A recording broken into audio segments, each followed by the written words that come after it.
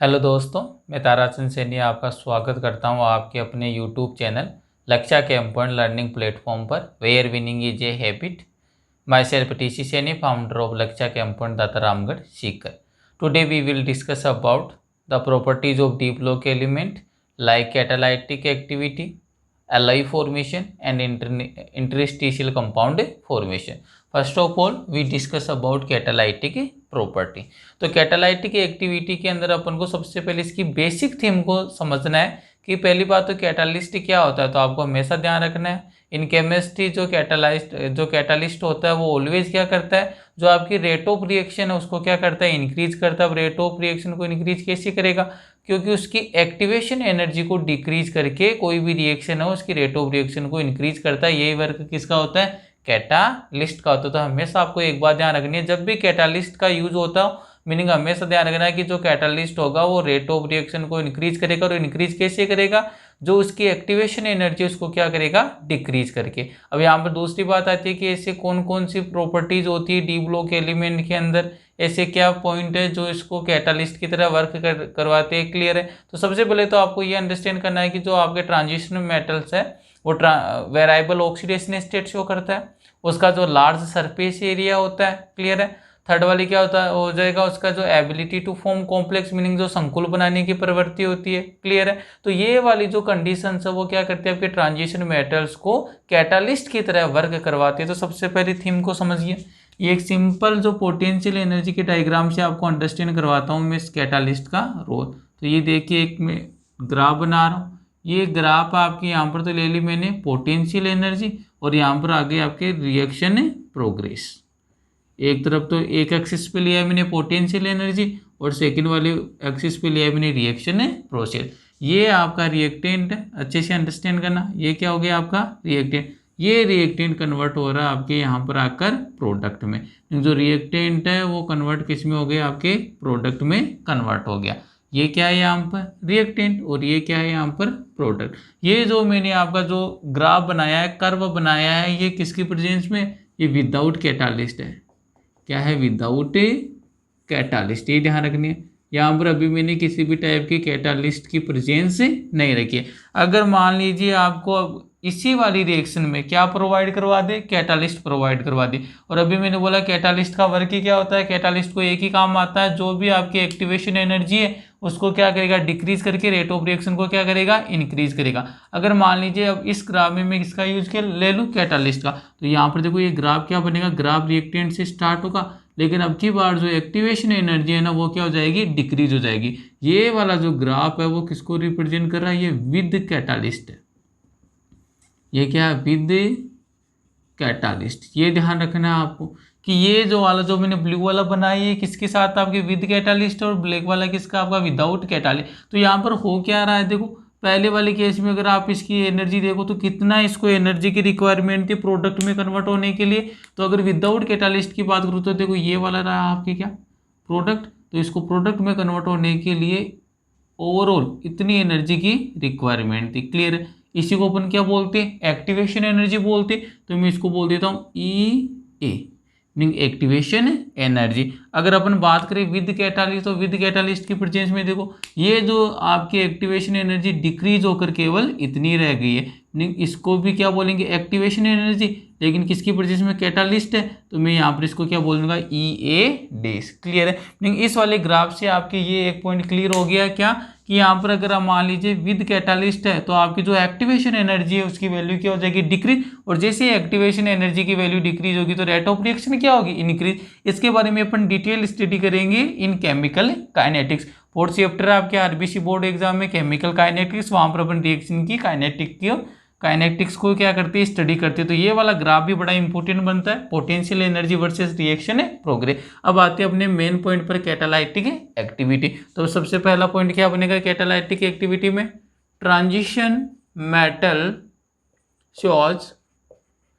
Catalytic, transition metal shows catalytic activity, catalytic activity due to. अब यहाँ पर इसके रीजन है, ये इंपॉर्टेंट है, डायरेक्ट एग्जाम में क्वेश्चन आता है आपके आरबीसी और सीबीएसई में। Why D block element otherwise why transition metals shows catalytic activity, give reasons. तो उसके 4 रीजन है, ये आपको आने चाहिए। तो यहाँ पर मैंने लिखा है transition metal shows catalytic activity due to किसकी प्रेजेंस है। पहला तो क्या हो जाएगा, variable oxidation state, variable oxidation state. पहला पॉइंट तो ये बन गया आपका वेरिएबल ऑक्सीडेशन स्टेट। सेकंड वाला क्या होता है, ये एबिलिटी होती है किसको फॉर्म करने की, कॉम्प्लेक्स फॉर्म करने की। तो ये सेकंड वाला हो जाएगा ability to form complex, ability to form complex. Clear है, 2 पॉइंट क्लियर है। पहला तो क्या हो गया आपके वेरिएबल ऑक्सीडेशन स्टेट शो करता है, सेकंड वाला ability to form complex, third वाला क्या हो जाएगा, इनका जो सरफेस एरिया क्या होता है, लार्ज होता है। और आपको सीधा सा पता होना चाहिए, केमिस्ट्री का फंडा है, जितना लार्ज सरफेस एरिया होगा उतना ही रेट ऑफ रिएक्शन क्या होगी, हायर होगी। ये सभी बातें अपन पढ़ेंगे केमिकल काइनेटिक्स में। तो थर्ड वाला पॉइंट क्या बन जाएगा, large surface area, large surface area meaning surface area क्या होता है, लार्ज होता है। और लास्ट वाला जो पॉइंट है सबसे इंपॉर्टेंट है, जो सबसे इंपॉर्टेंट है किसके लिए, कैटालाइटिक एक्टिविटी के लिए। क्या कि जो भी आपके डी ब्लॉक के एलिमेंट है ना, इनके पास क्या होते हैं, presence of vacant D orbital. तो लास्ट वाला क्या बन जाएगा, presence of vacant D orbital, vacant D orbital. Meaning यहाँ पर क्या होते हैं, जो वैकेंट डी ऑर्बिटल है वो प्रेजेंट होते हैं। तो ये 4 फैक्टर बड़े इंपॉर्टेंट है जो कैटालाइटिक एक्टिविटी के लिए रिस्पॉन्सिबल है। कौन कौन से, variable oxidation state, ability to form complex, large surface area and presence of the vacant D orbital. Clear है। अब यहाँ पर अपन एग्जाम्पल देखेंगे, ये लीजिए एग्जाम्पल। अब अपन एग्जाम्पल देखेंगे ऐसी कौन कौन से प्रोसेस है जहां पर आपके जो ट्रांजिशन मेटल एलिमेंट है वो किसकी तरह बिहेव करेंगे, work as a catalyst. Clear है। तो पहला देखेंगे अपन हैबर प्रोसेस, हैबर प्रोसेस ये इंपॉर्टेंट है, ये अपन पी ब्लॉक में पढ़ेंगे।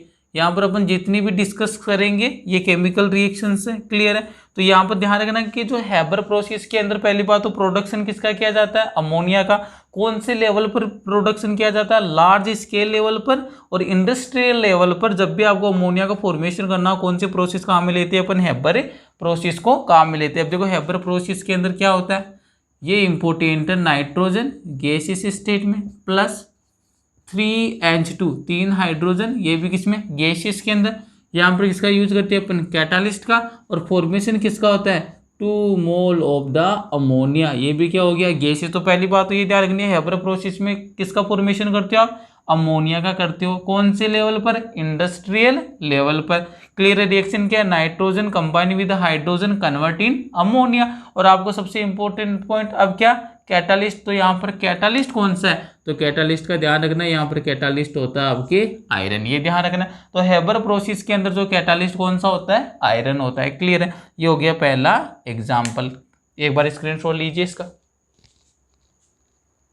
अब देखो इसी टाइप की 3 से 4 रिएक्शंस और है, इसके एग्जाम्पल है जो एग्जाम में डायरेक्ट आते हैं कि यहाँ पर आपको identify the catalyst in this chemical reaction, meaning chemical reaction provide करवाता है। और वहां पर आपसे क्या पूछता है कि कौन सा कैटालिस्ट का यूज हुआ है। तो अब 3 एग्जाम्पल और देखेंगे जिसमें कॉन्टेक्ट प्रोसेस होगी, एक आपके ओस्टवाल्ड प्रोसेस है और एक होगी आपके कन्वर्जन ऑफ वनस्पति ऑयल इन वनस्पति घी। क्लियर है। तो पहला एग्जाम्पल अभी तक अपन ने देखा है कौन सा, हैबर प्रोसेस। अब देखिए एग्जाम्पल नंबर 2। तो आइए एग्जाम्पल नंबर 2 की बात करते हैं।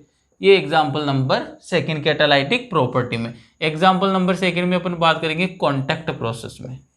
कॉन्टैक्ट प्रोसेस में ये जो सभी प्रोसेस है ना, हैबर प्रोसेस हुआ, कॉन्टैक्ट प्रोसेस हुआ, ओस्टवाल्ड प्रोसेस हुआ, ये किस में स्टडी करेंगे अपन, पी ब्लॉक एलिमेंट में स्टडी करेंगे। तो कॉन्टैक्ट प्रोसेस में आपको पहली बात तो इतना ही ध्यान रखना है, इसका यूज किस में किया जाता है, in the formation of sulphuric acid, in the formation of sulphuric अम्ल मीनिंग H2SO4। ये ध्यान रखना है कि जो कॉन्टैक्ट प्रोसेस है वो किसके लिए वैलिड होती है, इसके अंदर अपन किसका फॉर्मेशन करते हैं, सल्फ्यूरिक एसिड मीनिंग H2SO4 का फॉर्मेशन करते हैं। रिएक्शन क्या होगी कॉन्टैक्ट प्रोसेस वाली, ये ध्यान रखनी है, SO2 सल्फर डाइऑक्साइड गैस होता है प्लस ऑक्सीजन, ये भी गैसियस फॉर्म में, यहाँ पर कैटालिस्ट का यूज करेंगे अपन, क्लियर है। और ये कन्वर्ट हो जाएगा two molecule of sulphur trioxide gas, clear है, मीनिंग SO3 गैस। यहाँ पर कितने मॉलिक्यूल लेकर चलेंगे, 2 मॉलिक्यूल ऑफ सल्फर डाइऑक्साइड। तो यहाँ पर कॉन्टैक्ट प्रोसेस में हो क्या रहा है, sulphur dioxide combine with the oxygen convert in sulphur trioxide SO3। लेकिन सबसे इंपॉर्टेंट वही बात है, यहाँ पर कैटालिस्ट कौन सा है, तो कैटालिस्ट का ध्यान रखना है। यहाँ पर इस वाली कॉन्टैक्ट प्रोसेस में जो कैटालिस्ट होता है वेनेडियम पेंटाऑक्साइड V2O5, ये ध्यान रख लेना। कौन सा कैटालिस्ट होता है, वेनेडियम में पेंटाऑक्साइड, मीनिंग V2O5 है, वो एज ए कैटालिस्ट वर्क करता है किसमें, कॉन्टैक्ट प्रोसेस के अंदर। ये हो गया एग्जाम्पल नंबर 2। एग्जाम्पल नंबर 3 लीजिए। एग्जाम्पल नंबर 3 आपके ओस्टवाल्ड प्रोसेस, ओस्टवाल्ड प्रोसेस। अब पहली बात तो ये ध्यान रखना है कि ओस्टवाल्ड प्रोसेस तो वो किसके लिए यूज करते हैं, ये आपके सल्फ्यूरिक एसिड के फॉर्मेशन में आने वाली तो कौन सी होगी, कॉन्टैक्ट प्रोसेस। और ओस्टवाल्ड प्रोसेस किसके फॉर्मेशन में काम आती है, in the formation of nitric acid HNO3, meaning जब भी आपको HNO3 नाइट्रिक एसिड का फॉर्मेशन करना हो, कौन सा मेथड यूज में लेती है, ओस्टवाल्ड प्रोसेस। यहाँ पर क्या होता है, अमोनिया का कैटालाइटिक ऑक्सीडेशन। तो देखिए रिएक्शन क्या बनेगी, रिएक्शन होती है 4 molecule of ammonia plus 5 molecule of oxygen, ये गैस है, ये ऑक्सीजन भी क्या होती है, गैसियस होती है। कैटालिस्ट का यूज करेंगे और किस में कन्वर्ट करेंगे, इसका ऑक्सीडेशन, नाइट्रोजन ऑक्साइड NO हो जाएगा plus 6 molecule of H2O। But अपने लिए इंपॉर्टेंट क्या है सबसे, कैटालिस्ट। तो यहाँ पर कैटालिस्ट कौन सा होता है, ये ध्यान रखना, प्लेटिनम। कैटालिस्ट कौन सा होता है आपके, प्लेटिनम होता है, ये ध्यान रखना है। और टेम्परेचर होता है यहाँ पर 800 डिग्री सेल्सियस। तो इंपॉर्टेंट यही है अपने पास। देखो ओस्टवाल्ड है, कॉन्टैक्ट है, हैबर प्रोसेस है, डिटेल में स्टडी कहाँ पर करेंगे, पी ब्लॉक एलिमेंट में। आपको तो यही ध्यान रखना है। यहाँ पर ओस्टवाल्ड प्रोसेस किसके फॉर्मेशन में अपन कहाँ में लेते हैं, नाइट्रिक एसिड में। स्टेप कौन सा है, catalytic oxidation of the ammonia, meaning ammonia की रिएक्शन ऑक्सीजन के साथ इन the presence of platinum and 800 degree Celsius temperature convert in nitrogen oxide, meaning जो यहाँ पर अमोनिया वो नाइट्रिक ऑक्साइड में क्या हो जाएगा, आपका कन्वर्ट हो जाएगा। ये हो गया आपकी ओस्टवाल्ड प्रोसेस। नेक्स्ट वाला जो एग्जाम्पल लेते हैं अपन इसी के अंदर, ये लीजिए, कॉन्टैक्ट हो गया, ओस्टवाल्ड हो गया, हैबर प्रोसेस हो गया। नेक्स्ट वाला होता है आपके कन्वर्जन ऑफ वनस्पति ऑयल इन वनस्पति घी। तो ये भी ध्यान रखना आपको, ये लीजिए, कन्वर्जन ऑफ वनस्पति ऑयल टू, इनटू करो इसको, कन्वर्जन ऑफ वनस्पति ऑयल इनटू वनस्पति घी। जो भी आपके वनस्पति ऑयल होता है आपको किसमें कन्वर्ट करना है, वनस्पति घी में कन्वर्ट करना है। तो आइए रिएक्शन किस टाइप से होगी, रिएक्शन होगी आपकी RCH double bond CHCOR, meaning क्या होता है, जो भी आपका वनस्पति ऑयल होता है ना, वो क्या होता है, अनसैचुरेटेड एस्टर होता है। COR तो क्या हो गया, एस्टर। और अनसैचुरेशन का मीनिंग क्या आएगा, कार्बन कार्बन के मिड में या तो डबल बॉन्ड आएगा, अदरवाइज क्या आएगा, ट्रिपल बॉन्ड। तो यहाँ पर कार्बन कार्बन के मिड में कौन सा आ रहा है, डबल बॉन्ड, मीनिंग ये कंपाउंड कौन सा है, अनसैचुरेटेड। साथ में कैसा है, एस्टर। तो आपके अनसैचुरेटेड जो एस्टर होता है इसी को आप क्या बोलते हो, वनस्पति ऑयल बोलते हो, वनस्पति ऑयल। तो ये बात ध्यान रखनी है, कैसा होता है, अनसैचुरेट होता है, अनसैचुरेट। तो ये ध्यान रखना, अनसैचुरेट एस्टर होता है, क्लियर है, वनस्पति ऑयल। इसका क्या करवाना है आपको, हाइड्रोजनेशन करवाना है, H2 के साथ रिएक्शन करवानी है। और वही बात इंपॉर्टेंट आती है, यहाँ पर किसका यूज करोगे, यहाँ पे कैटालिस्ट का। तो कैटालिस्ट क्या हो जाएगा, मैंने बताया था स्टार्टिंग में जब अपन ने डी ब्लॉक स्टार्ट किया था, कैटालाइटिक हाइड्रोजनेशन के लिए निकल, प्लेटिनम और पैलेडियम का यूज लेती है। तो यहाँ पर कैटालिस्ट की तरह जो बिहेव करेगा वो कौन होता है, निकल, Na होता है, क्लियर है। तो यहाँ पर देखो क्या हो जाएगा, अब रिएक्शन की थीम भी समझा देता हूँ, सिखा रखा है मैंने। Multiple bonds are always responsible for addition reaction.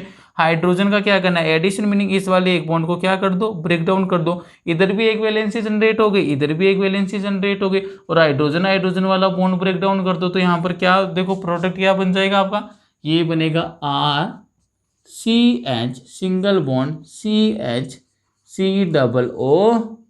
Clear है। एक वैलेंसी इधर जनरेट कर दी थी, एक वैलेंसी इधर जनरेट कर दी थी, एडिशन किसका हो जाएगा, हाइड्रोजन का।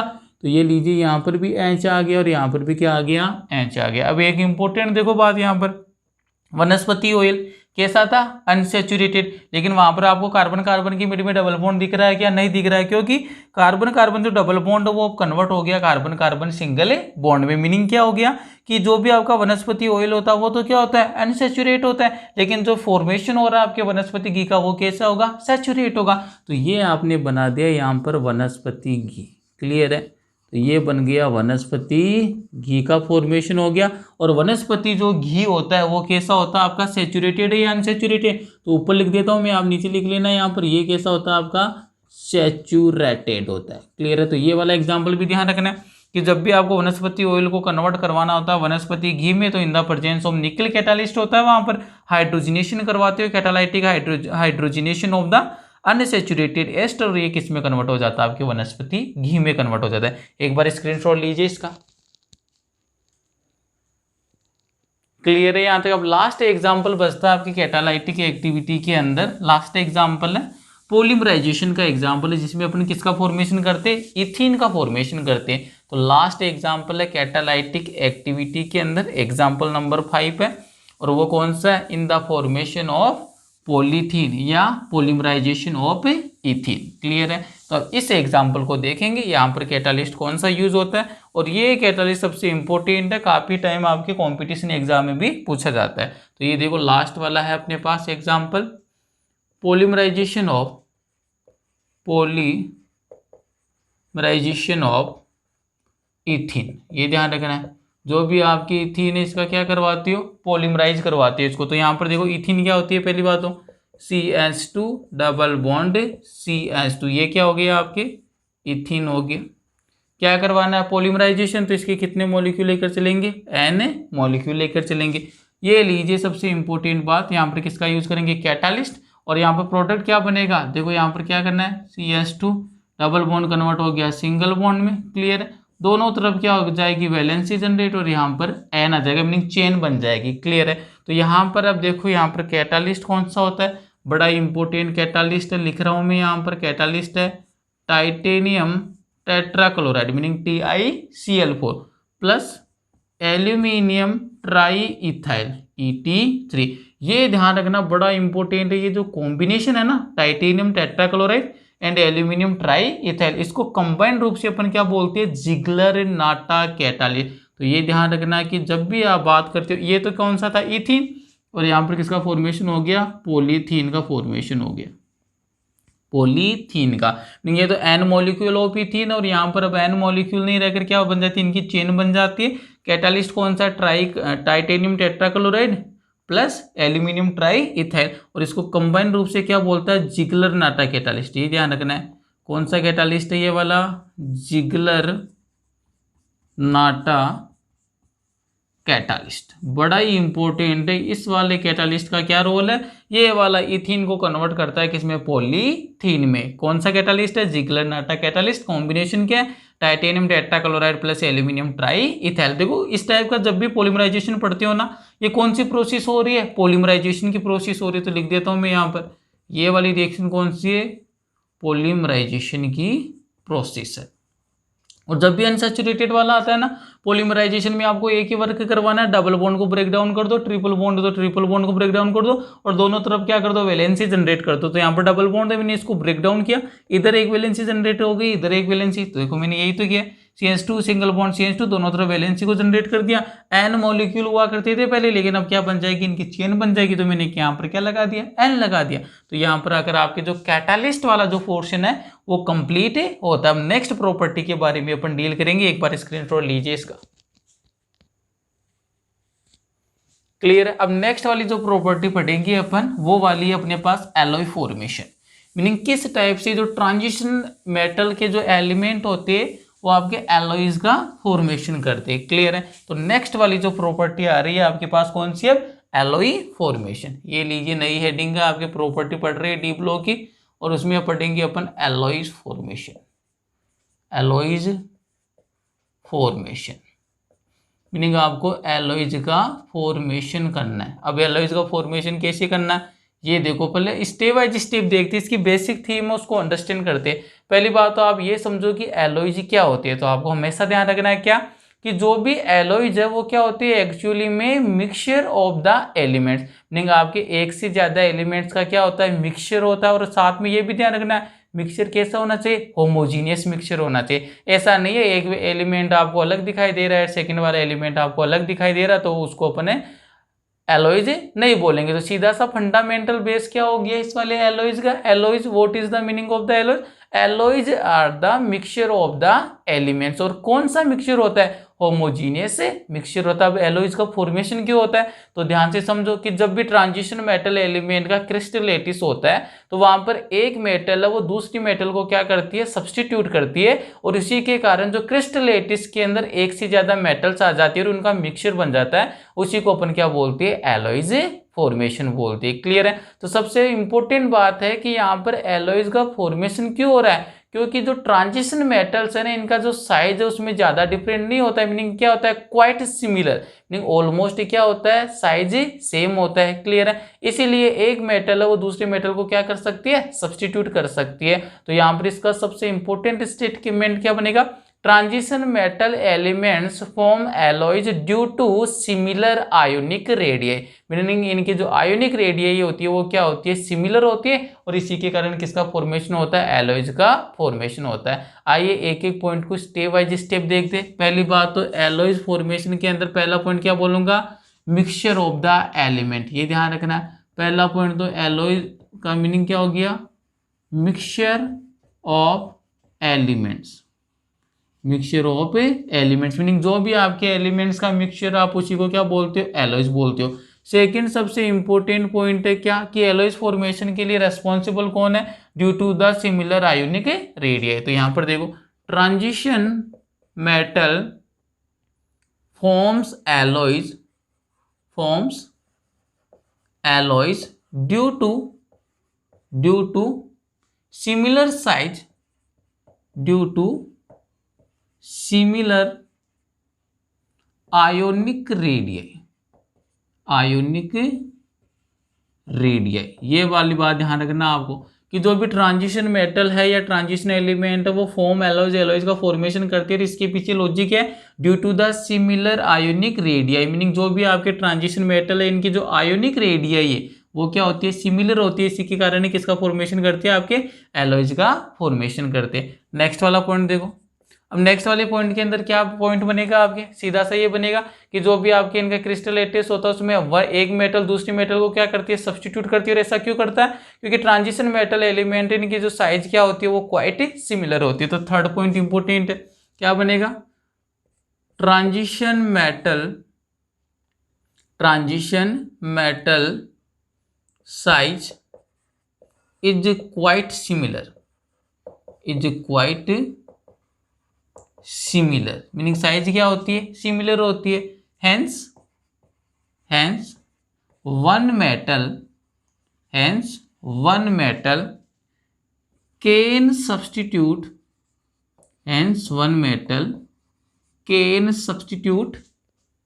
Other metal in crystal lettuce. Clear है। मीनिंग क्या हो जाएगा, जो भी ट्रांजिशन मेटल है उनकी साइज क्या होती है क्वाइट सिमिलर, और साइज क्वाइट सिमिलर होने के कारण ही क्या होता है कि यहाँ पर आपके जो भी एक मेटल है हेंस, इसलिए one metal can substitute another या other metal in crystal lattice, meaning जो भी क्रिस्टल लेटिस है उसमें एक मेटल को रिप्लेस कौन कर देगा दूसरी वाली मेटल, मीनिंग क्या बन गया मिक्सचर ऑफ एलिमेंट, और मिक्सचर ऑफ एलिमेंट को क्या बोलते हैं आप एलॉयज बोलते हैं। ऐसा क्यों हो रहा है, क्योंकि इनकी जो आयोनिक रेडियई होती है ट्रांजिशन मेटल एलिमेंट की वो क्या होती है ऑलमोस्ट सेम होती है। नेक्स्ट वाला पॉइंट थर्ड पॉइंट देखिए, इसके अंदर जो ट्रांजिशन मेटल एलिमेंट से बिलोंग करता है एलॉयज अब इनके बॉइलिंग पॉइंट से रिलेट है ये वाला पॉइंट इनका। तो क्या होता है जो भी आपके एलॉयज का फॉर्मेशन होगा इनका बॉइलिंग पॉइंट और मेल्टिंग पॉइंट क्या होगा हाई होगा। क्लियर है। और साथ में ये कैसे होंगे हार्ड होंगे। क्लियर है। तो एलॉयज आर स्ट्रॉन्ग, पहली बात तो कैसे होंगे स्ट्रॉन्ग होंगे, कैसे होंगे हार्ड होंगे, and having high melting and boiling point, and having high melting point. तो ये वाला पॉइंट भी ध्यान रखना, जो भी एलॉयज बनेगा स्ट्रॉन्ग होगा, हार्ड होगा, साथ में उसका मेल्टिंग और बॉइलिंग पॉइंट भी क्या होगा, हाई होगा। क्लियर है। एग्जाम्पल देखो भी इसके, ये लीजिए एग्जाम्पल किसके देख रहे हैं अपन, एलॉयज के। तो एग्जाम्पल देखो, पहला एग्जाम्पल तो आता है आपके ब्रोंज का, ठीक है। फिर एग्जाम्पल आता है एक आपके ब्रास का, ठीक है। इसके बाद में आता है फिर आपके गन मेटल का, गन मेटल, और गन मेटल अदरवाइज इसको एक और नाम से जाना जाता है बेल मेटल। क्लियर है। थर्ड ये हो गया। फोर्थ वाला आएगा आपके स्टेनलेस स्टील का, स्टेनलेस स्टील। तो ये आपको कुल मिलाकर 4 एग्जाम्पल ध्यान रखने हैं, जो किसके एग्जाम्पल है, एलॉयज का, और इनका कॉम्बिनेशन ध्यान रखना है, कौन कौन सी मेटल का कॉम्बिनेशन है, मीनिंग कौन कौन सी मेटल का होमोजीनियस मिक्सचर होता है, जिसको आप एलॉयज बोलते हैं। तो सबसे पहले बात करते हैं अपन ब्रोंज की।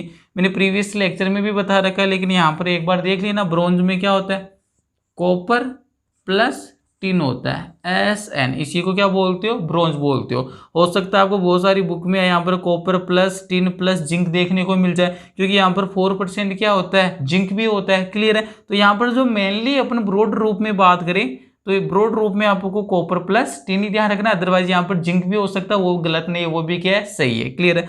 फिर बात करते हैं अपन ब्रास की, तो ब्रास में आता है कॉपर प्लस जिंक आ गया। क्लियर है। नेक्स्ट वाली बात करते हैं अपन gun metal otherwise bell metal की। तो गन मेटल में देखो क्या क्या होता है, कॉपर होता है, जिंक होता है, और प्लस टिन, मीनिंग ऊपर वाले तीनों, मीनिंग कॉपर जिंक और टिन, तीनों का जो मिक्सचर होता है उसको क्या बोलते हो, गन मेटल, अदरवाइज कौन सा बोलते हो आप, बेल मेटल बोलते हो। लास्ट वाला देखो स्टेनलेस स्टील। स्टेनलेस स्टील में क्या क्या क्या होता है, कार्बन होता है, आयरन Fe, प्लस होता है आपके निकल एंड क्रोमियम। क्लियर है। तो ये वाली आपको 4 ही एग्जाम्पल है, जब जब आपके कंपटीशन एग्जाम में या फिर आपके आरबीसी और सीबीएसई बोर्ड में आएगा, इन 4 एग्जाम्पल के अलावा नहीं आएगा, तो इनको लर्न कर लेना। ब्रॉन्ज में कॉपर प्लस टिन हो गया, ब्रास में कॉपर प्लस जिंक हो गया, gun metal otherwise bell metal में क्या हो गया आपके कॉपर जिंक और टिन हो गया, और स्टेनलेस स्टील की बात करता है तो वहां पर आयरन निकल और क्रोमियम होता है। साथ में नॉन मेटल भी रहती है, वो कौन सा होता है, कार्बन होता है। ये कहाँ पर रहता है, इंटरस्टिशियल वॉइड में रहता है, उसकी बात भी अपन करेंगे, उसी पे आ रहा हूँ जस्ट मैं नेक्स्ट वाले में। इसका एक बार स्क्रीनशॉट लीजिए। क्लियर है यहाँ तक। अब लास्ट पॉइंट बचता है अपना यहाँ पर प्रॉपर्टीज के अंदर, लास्ट प्रॉपर्टी है इंटरस्टिशियल कंपाउंड। फिर डी ब्लॉक तो कंप्लीट हो जाएगा, इसके बाद में रहेगा केवल आपके एफ ब्लॉक एलिमेंट। तो डी ब्लॉक एलिमेंट की जो लास्ट प्रॉपर्टी से अपन डील करेंगे, और वो लास्ट प्रॉपर्टी आज है कौन सी, अब लास्ट प्रॉपर्टी के बारे में डिस्कस करेंगे, जिसका नाम है इंटरस्टिशियल कंपाउंड। Interstitial compound. तो आइए अब देखते हैं इंटरस्टिशियल कंपाउंड क्या होते हैं। तो लास्ट प्रॉपर्टी है आपकी इंटरस्टिशियल कंपाउंड, ये लीजिए इंटरस्टिशियल कंपाउंड्स।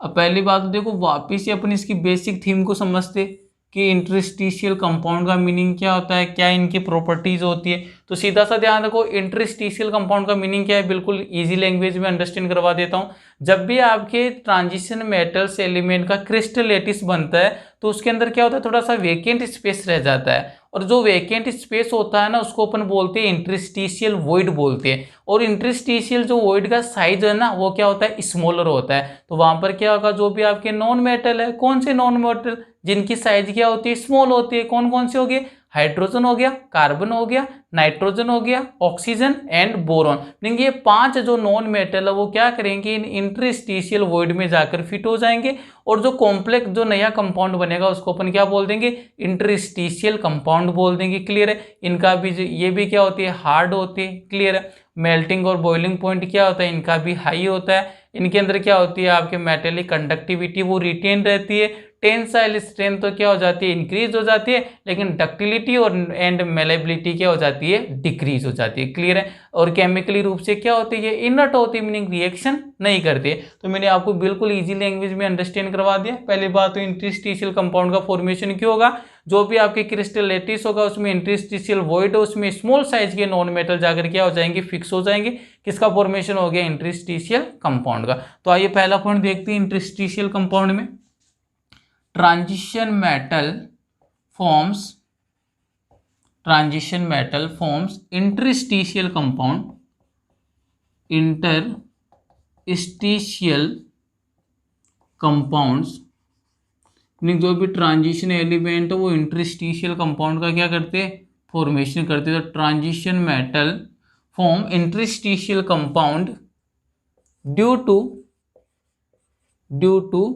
अब देखो किसके कारण बनाएंगे, मैंने भी क्या बोला, जो भी आपके स्मॉल साइज के नॉन मेटल है वो कहां पर चले जाते हैं, इंटरस्टिशियल वॉइड में। तो क्या हो जाएगा, transition metal forms interstitial compound due to the size of interstitial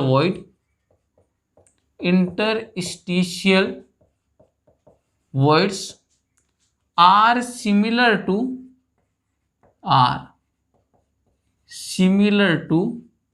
the size of small non-metals, क्या हो जाएगा, due to the size of the interstitial voids are similar to the size of the small non metals. कौन कौन से non metals, ये important question है। देखो directly पूछा गया आपके आरबीसी और सीबीएसई एग्जाम में, which type of the non metals form interstitial compound, meaning कौन से टाइप के, स्मॉल नॉन मेटल्स, और उनके एग्जाम्पल ध्यान रखना है, hydrogen, otherwise boron, carbon, nitrogen and oxygen. तो यही ध्यान रखना है, केवल इस ये वाले आपके नॉन मेटल्स है जो किसका फॉर्मेशन करेंगे, इंटरस्टिशियल कंपाउंड का। क्लियर है, पहला स्टेटमेंट क्लियर हो गया।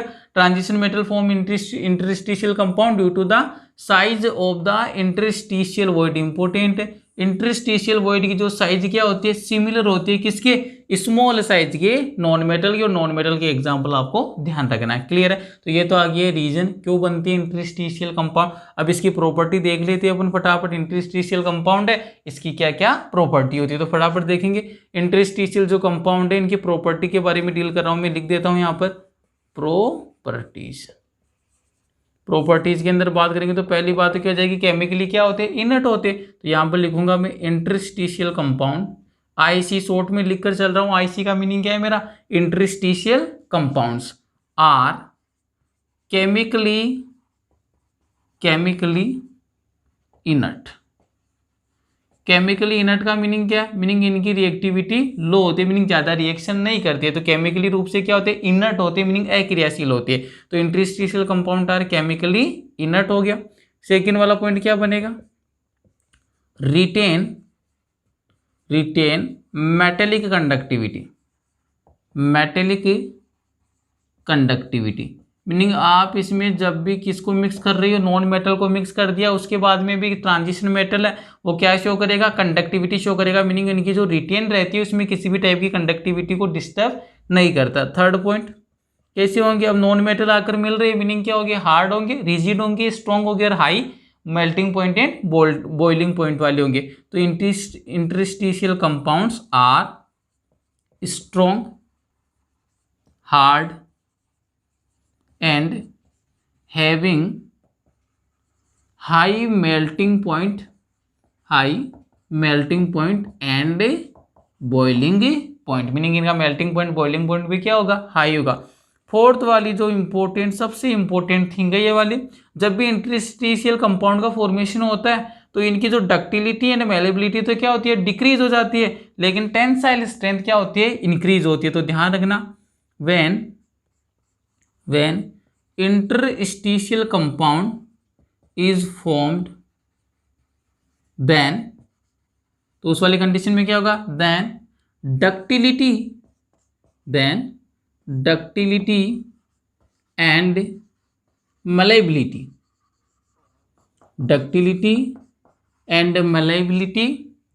decrease, whereas tensile strength tensile strength will be increase. तो ये वाला पॉइंट भी बड़ा इंपॉर्टेंट बनता है कि जब भी आपके इंटरस्टिशियल कंपाउंड का फॉर्मेशन होता है तो वहां पर जो इसकी जो डक्टिलिटी बड़ा इंपॉर्टेंट है, ये कौन कौन सी डिक्रीज हो रही है, डक्टिलिटी एंड जो मलेबिलिटी है वो तो क्या हो जाती है, डिक्रीज हो जाती है। लेकिन कौन सी प्रॉपर्टी है वो इंक्रीज होती है, तो ये ध्यान रखना है, जो टेंसाइल स्ट्रेंथ है वो क्या होती है, इंक्रीज हो जाती है। तो यहाँ पर आकर फिनिश होता है आपके इंटरस्टिशियल कंपाउंड। ये इनकी 3 से 4 प्रॉपर्टीज ध्यान रखनी है, क्योंकि कई बार एग्जाम में डायरेक्ट पूछ लेता है write down any 2 properties of the interstitial compound, तो वहां पर आपको ये वाली आनी चाहिए। कौन सी नॉन मेटल है, ये वाला क्वेश्चन बन सकता है, hydrogen, boron, carbon, nitrogen, oxygen, जिनका साइज क्या होता है, स्मॉल होता है। और इसकी डेफिनेशन पूछ सकता है, तो डेफिनेशन में एक ही बात ध्यान रखनी है कि जो भी क्रिस्टल लैटिस का जो इंटरस्टिशियल वॉइड होता है उसकी साइज किसके सिमिलर होती है, स्मॉल साइज वाले नॉन मेटल के। तो इंटरस्टिशियल वॉइड में क्या कर जाती है, ये ऑक्यूपाई कर जाती है, किसका फॉर्मेशन कर देती है, इंटरस्टिशियल कंपाउंड का। अगर वीडियो में आपको कुछ सीखने को मिला है तो वीडियो को लाइक कीजिए, इस सेशन को शेयर कीजिए, चैनल को सब्सक्राइब कीजिए, अपने क्लासमेट, क्लिक्स, फ्रेंड्स को बोल के चैनल को सब्सक्राइब करवाइए। अगर ज़्यादा से ज़्यादा आप सब्सक्राइब करोगे तो इसी टाइप के मैं अच्छे अच्छे वीडियो कॉन्सेप्ट के साथ लेकर आऊँगा। इससे क्या होता है, मेरे को मोटिवेशन मिलता रहेगा। क्लियर है? तो वीडियो को लाइक कीजिए, कमेंट कीजिए, शेयर कीजिए। Thank you.